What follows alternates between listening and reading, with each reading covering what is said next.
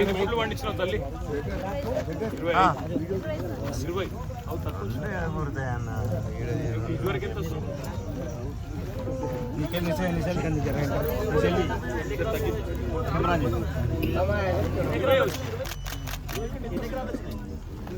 ఎకరాకి 20 అంట. ఏం లేదు, 4 పుట్లు పండేది 2 పుట్లు నీళ్ళు తక్కువ ఉండి నీళ్ళు అందక పెట్టుబడి రైతు బంధు వచ్చిందా ఈసారి? మాట్లాడుకుంటలేరా? దసరాకు రైతు బంధు వస్తుంది కదా, ఇది వరకు దసరా సీర కూడా రాలేదు, బతుకమ్మ సీర కూడా రాలేదు. ఇదివరకు వచ్చిందా మీకు?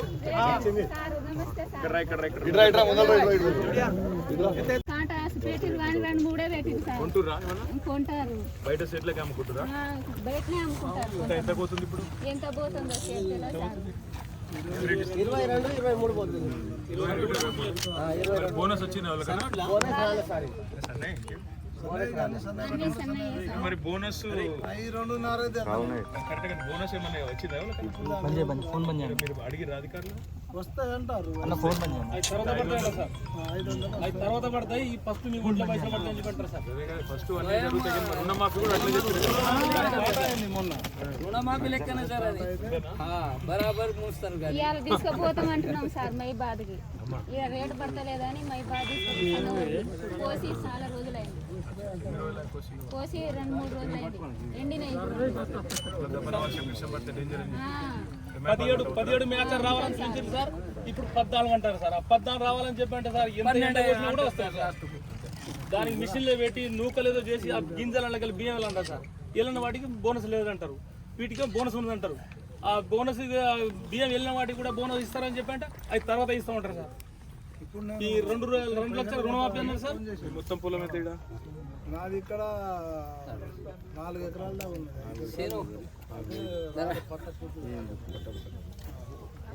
రైతులు వచ్చిన నెగిటివ్ రైతులు కూడా వచ్చారు. మనం వస్తున్నామని మన పార్టీ తరఫున కాకుండా అక్కడ ఉన్న నెగిటివ్లో ఉన్న పక్క రైతులు కూడా వచ్చారు. ఇలా మేము ఎందుకు వచ్చినామంటే కొడంగల్లో ముఖ్యమంత్రి అక్కడ మీలాగానే గిరిజన రైతుల భూములు తీసుకుంటున్నారు. వాళ్ళకు ఉన్నదే 2 ఎకరాలు 3 ఎకరాలు. అది తీసుకొని వాళ్ళకి మొత్తం ఏం లేకుండా చేసి ఆడేదో ఫార్మా కంపెనీ పెడతామంటే మరలా పడితే 30 మందిని తీసుకుపోయి జైల్లో పెట్టి మీ లెక్కనే మొత్తం అక్కడ లేడీస్ అంతా వచ్చి లొల్లి పెట్టి మా వాళ్ళకి జైల్లో పెట్టి కాపాడాలి. మేమందరం తీసుకొని ఢిల్లీ పోయినాం. ఇలా విడిచిపెట్టాలి. ఇంకా జైలు ఉన్నారు, ఇంకా జైలు ఉన్నారు. ఉంటే వాళ్ళని విడిచిపెట్టాలని చెప్పి లొల్లి పెడితే అంతటా ధర్నాలు పెట్టి ప్రభుత్వం మీద ఒత్తిడి తేవాలని చెప్పి మానుకోటలో పెడితే దానికి పర్మిషన్ ఇవ్వకపోతే ఇవాళ కోర్టు పోయి అంత ధర్నా పెట్టి మీకు రుణమాఫీ చేస్తలేదు. హైదరాబాద్ డోర్నకల్లా కాంగ్రెస్ గెలిచింది.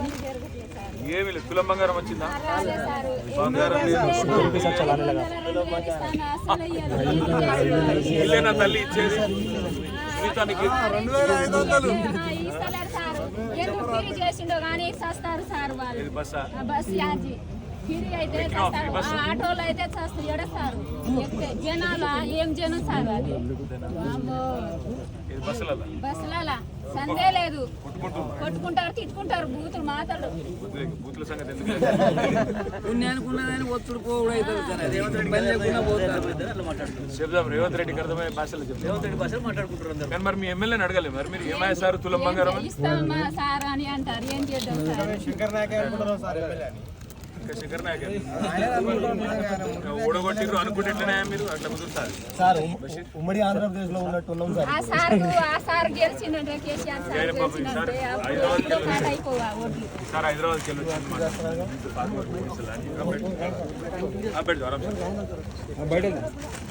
करके एडजस्ट हो जाओ थोड़ा हिंदी में करना। हिंदी करना है कि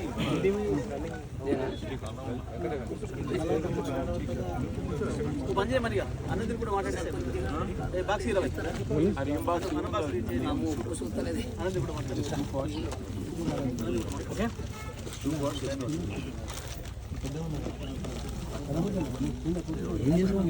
गरीब किसानों को केसीआर जी उनके गवर्नमेंट के दौरान पर एकड़ 5,000 रुपये देते थे हर फसल पे। इन्होंने कहा कांग्रेस वालों ने कि 2 फसल मिला के हम लोग 15,000 देंगे, आप केसीआर को छोड़ दीजिए। साथ ही साथ इन्होंने ये भी कहा कि हम बोनस देंगे, 500 रुपये का बोनस हर खेती पे देंगे, हर किसी को देंगे। वो भी आज तक अमल नहीं हुआ। 2 लाख का लोन वेवर की बात की, वो भी आज तक पूरा नहीं हुआ। आज किसान के बारे में अगर मैं बात करना शुरू करूं, पता नहीं कहाँ शुरू करूं और कहाँ एंड करूं, क्योंकि इतने सारे तकलीफ, इतने सारे समस्या आज कांग्रेस की वजह से आज तेलंगाना के किसान को आज प्राप्त हो रहे हैं। इससे पहले भी जब कांग्रेस थी खुदकुशी होते थे यहाँ पे, न बिजली ठीक से मिलती थी और बहुत सारे प्रॉब्लम थे। आज 1 साल बाद एक तरफ किसान को आज पूरी तरह से धोखा दिया और दूसरी तरफ जो कोडंगल उनकी क्षेत्र है, कोडंगल, वहाँ पे गरीब किसान जो ट्राइबल हैं, जो दलित हैं, जो बैकवर्ड क्लासेस के हैं, उनके आज ज़मीन हड़पने की कोशिश रेवंत रेड्डी कर रहे हैं। वो किसके लिए कर रहे हैं? अपनी दामाद की फार्मा कंपनी के लिए कर रहे हैं। इसलिए जब हमारे यहाँ के गरीब किसानों ने आवाज़ उठाई, केस लगा दिया उन पे, आज 30 लोग जेल में, आज संगारेड्डी में और चरलापल्ली जेल में आज 30 गरीब किसान जेल में। आज हमारी ये जो धरना है, महाधरना मानूकोटा में, बस एक ही नारा को लेकर, जिनको आपने वहाँ गिरफ्तार किया, जिनको आज जेल में जिसको आपने बंद किया, उसको पहले छोड़ो। अगर लड़ाई करनी है तो हमसे करो, बीआरएस से करो।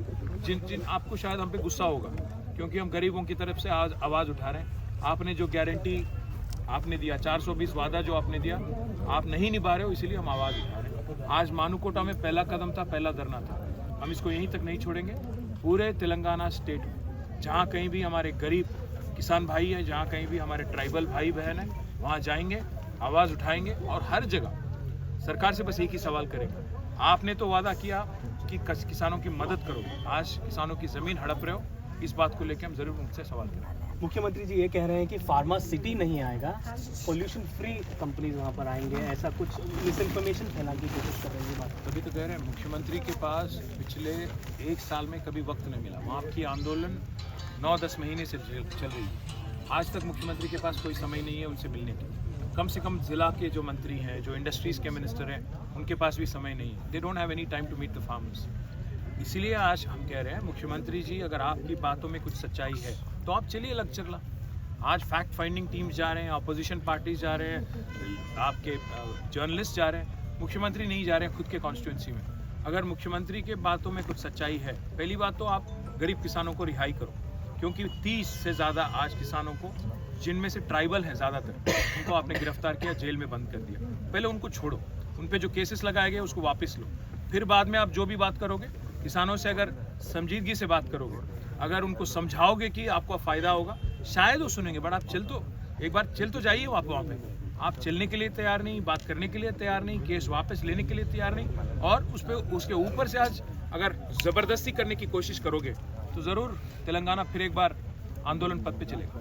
महबूबाबाद में आपने महाधरना किया है किसानों के साथ, यहाँ पर कॉटन फार्मर्स का भी एक बड़ा मसला उठा रही है, बीआरएस पार्टी की तरफ से उठा रही है, उसको बताइए। किसानों के लिए आज स्पेशली कॉटन फार्मर्स के लिए आज फेयर प्राइस नहीं मिल रहा। जो बताया जाता है कि 8,000 के ऊपर आज मिल रहा है मार्केट में, यहाँ अगर आप देखेंगे 6,500 से ज़्यादा कहीं भी नहीं मिल रहा। तो इसीलिए हमारे लीडर, हमारी पार्टी हर जगह आवाज़ उठा रही है। और साथ ही साथ जहाँ हम लोग आज बैठे हैं, एक गरीब किसान के फील्ड पे हम लोग बैठे हैं, यहाँ इनसे भी हमारी बातचीत हो रही थी। सरकार ने वादा किया 500 बोनस, इन्होंने खेती तो बना ली, बाद में आज तक 500 बोनस की कोई बात नहीं, कब आएगा कुछ किसी को नहीं खबर है। तो इसीलिए जब तक हम लोग आवाज़ नहीं उठाएंगे, जब तक इनके तरफ से हम लड़ाई नहीं लड़ेंगे, चाहे वो असेंबली में हो, बाहर क्षेत्र में हो, तब तक ये सरकार आगे नहीं आएगी। इसलिए हम लड़ाई हमारी जारी रखेंगे।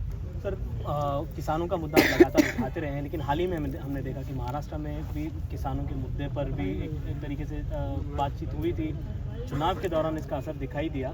इस चुनाव के रिजल्ट्स को कैसे देखते हैं? चुनाव के रिजल्ट को अगर आप देखेंगे, महाराष्ट्र और झारखंड दोनों भी जगह एक बात साफ है, ना कांग्रेस ना बीजेपी, दोनों पार्टी भी रीजनल पार्टीज के अलावा कल आगे जाके सरकार नहीं बना पाएंगी केंद्र में। क्योंकि आज अगर आप देखेंगे, झारखंड का एग्जाम्पल ले लीजिएगा, वहाँ पे हमारे शिबू सोरेन साहब के लड़के हेमंत सोरेन जी ने 43 सीट में उनकी पार्टी लड़ी, उनमें से 36 वो लोग जीत गए, 36 जीत गए। जबकि कांग्रेस बाकी सीटों में लड़ी और कांग्रेस जीती बस 16। आज कांग्रेस एक बोझ बन गई है रीजनल पार्टीज में। अगर आप समाजवादी अखिलेश यादव जी से पूछ लीजिए, तेजस्वी यादव जी से पूछ लीजिए, हेमंत सोरेन जी से पूछ लीजिए, या डीएमके से पूछ लीजिए, आपको समझ आएगा कि कांग्रेस आज देश में कहीं भी उस हाल में नहीं है कि बीजेपी से लड़ सके।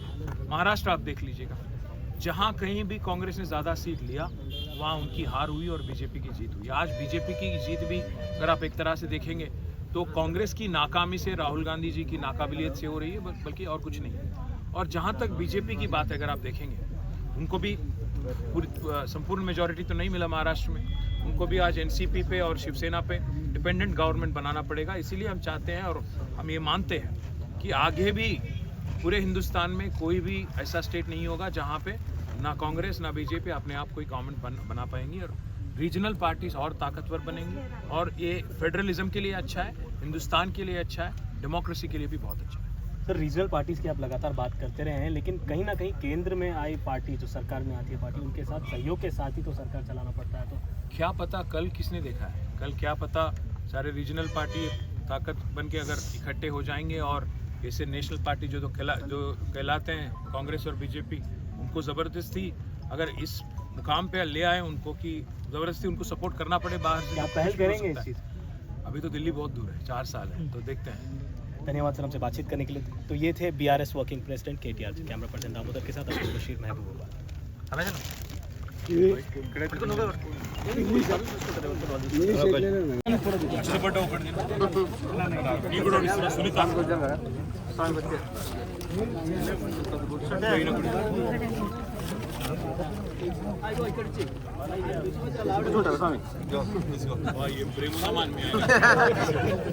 ఏముందా చికెన్ బో పెట్టవనా అన్న త్రూ చేసి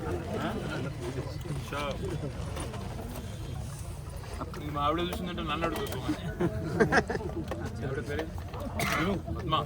ఏం పద్మమ్మ, ఎంతమంది పిల్లలు?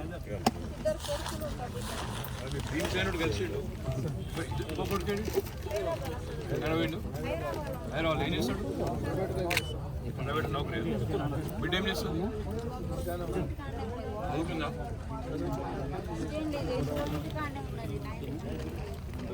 వెంకటలక్ష్మి ఏమవుతుంది నీకు? తెలియలేదు కదా?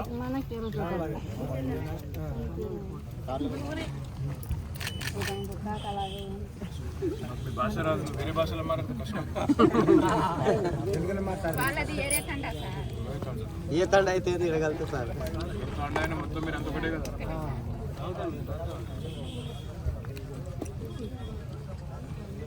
అనుకోకుండా ఖర్చుడైంది. Thank you. మీ పొలంలో మాకు ఆశ్రయం ఇచ్చినందుకు మాట థ్యాంక్ యూ.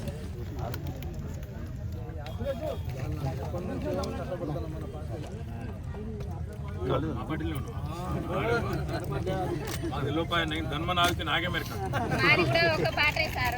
తెలంగాణ పాటే మాది. సూపర్. Thank you Sunitha.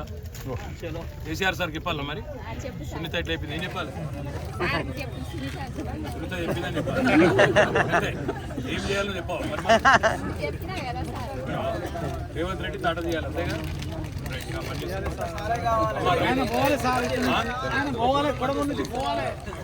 एक वोट का सजा 5 साल, एक गलती का सजा 5 साल. బిడ్డ ఆవిడకి ఇచ్చిన సార్ నేను కొడంగల్ ఇచ్చినావు.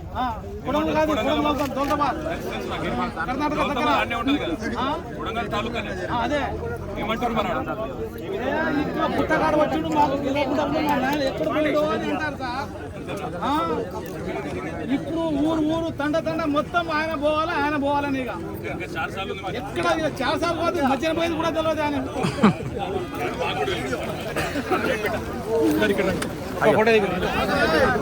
సారీ సార్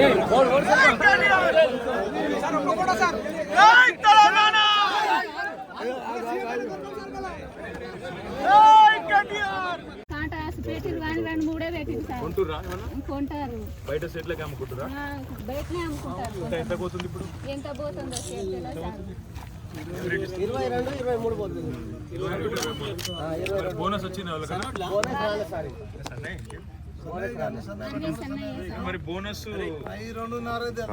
కరెక్ట్ గా బోనస్ ఏమన్నా వచ్చిందా మీరు అడిగిర్రు అధికారులు? వస్తాయంటారు. తర్వాత పడతాయి ఈ ఫస్ట్ మీ గుంట్లో పైసలు పడతాయి అని చెప్పంటారు సార్. ఫస్ట్ అన్నీ జరుగుతాయి కానీ మరి రుణమాఫీ కూడా అట్లా చెప్పారు.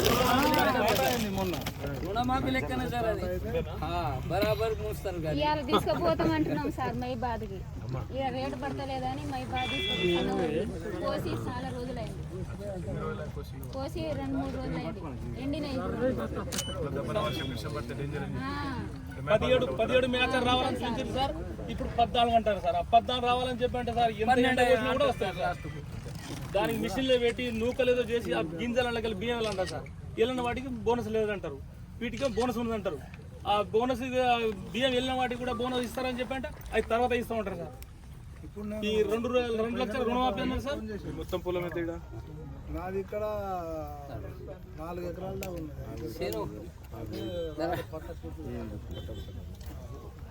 రైతులు వచ్చినారు, నెగిటివ్ రైతులు కూడా వచ్చారు. మనం వస్తున్నామని మన పార్టీ తరఫున కాకుండా అక్కడ ఉన్న నెగిటివ్లో ఉన్న పక్క రైతులు కూడా వచ్చారు. ఇలా మేము ఎందుకు వచ్చినామంటే కొడంగల్లో ముఖ్యమంత్రి సొంత నియోజకవర్గంలో అక్కడ మీలాగానే గిరిజన రైతుల భూములు తీసుకుంటున్నారు. వాళ్ళకు ఉన్నదే 2 ఎకరాలు 3 ఎకరాలు. అది తీసుకొని వాళ్ళకి మొత్తం ఏం లేకుండా చేసి ఆడేదో ఫార్మా కంపెనీ పెడతామంటే మరల పడితే 30 మందిని తీసుకుపోయి జైల్లో పెట్టి మీ లెక్కనే మొత్తం అక్కడ లేడీస్ అంతా వచ్చి లొల్లి పెట్టి మా వాళ్ళకి జైల్లో పెట్టి కాపాడాలి. మేమందరం తీసుకొని ఢిల్లీ పోయినాం. ఢిల్లీ పోయినాం, వీళ్ళని విడిచిపెట్టాలి. ఇంకా జైలు ఉన్నారు, ఇంకా జైలు ఉన్నారు. ఉంటే వాళ్ళని విడిచిపెట్టాలని చెప్పి లొల్లి పెడితే అంతటా ధర్నాలు పెట్టి ప్రభుత్వం మీద ఒత్తిడి తేవాలని చెప్పి మానుకోటలో పెడితే దానికి పర్మిషన్ ఇవ్వకపోతే ఇవాళ కోర్టు పోయి సాగించుకొని ఇవాళ అంత ధర్నా పెట్టి మీకు రుణమాఫీ చేస్తలేదు. రైతు బాగా అయితే కానీ ఏమిస్తున్నాడు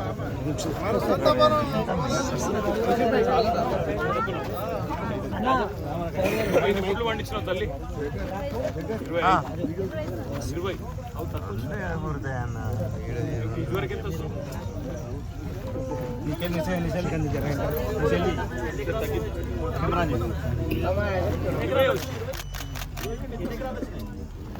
ఎకరాకి 20 అంట.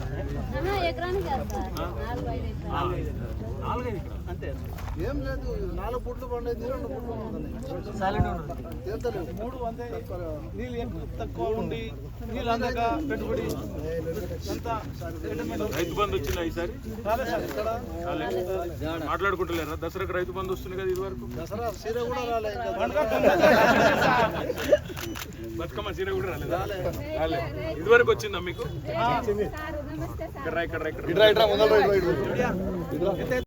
ఇష్టపడ్డ ఒకటి నీ కూడా ఇస్తున్నా సునీత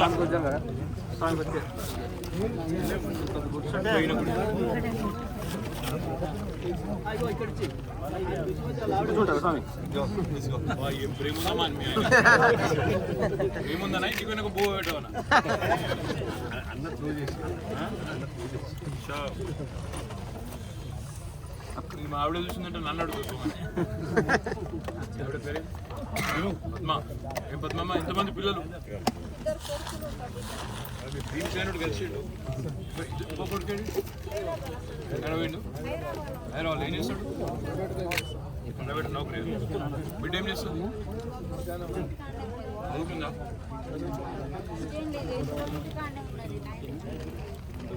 వెంకటలక్ష్మి ఏమవుతుంది నీకు?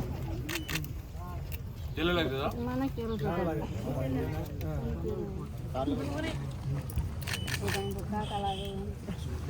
భాష రాదు, వేరే భాషలో మాట్లాడితే కష్టం. ఏ తండ అయితే తిరగలుగుతా సార్. ఆయన మొత్తం మీరు అంత ఒకటే కదా.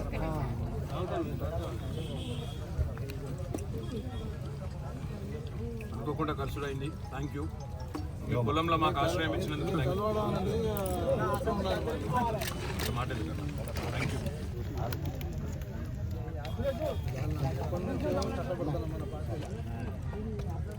మా పార్టీలో మాది లోపాయ ధన్మ నాగితే నాగే మెరక. ఒక పాటే సార్, తెలంగాణ పాటే మాది. Super. Thank you Sunitha. KCR సార్కి చెప్పాలా మరి? సునీత ఎట్లా చెప్పింది? ఏం చెప్పాలి? సునీత చెప్పిందని చెప్పాలి. ఏం చేయాలో చెప్పాలి మరి. రేవంత్ రెడ్డి తాట తీయాలి అంతేగా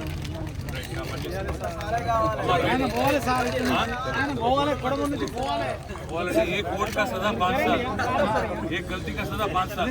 బిడ్డ ఆవిడకి ఇచ్చిన సార్ నేను కొడంగల్ ఇచ్చినావు కర్ణాటక అన్నీ ఉంటుంది కదా కొడంగల్ తాలూకా అదే ఏమంటారు మన పుట్టగాడు వచ్చిండు మాకు ఎక్కడ పోయిండో అని అంటారు సార్. ఇప్పుడు ఊరు తండ మొత్తం ఆయన పోవాలని ఇక ఇంకా 4 సార్లు ఉంది మరి. ఎక్కడ చాలా సార్లు పోతుంది మధ్యన పోయింది కూడా తెలియదు ఆయన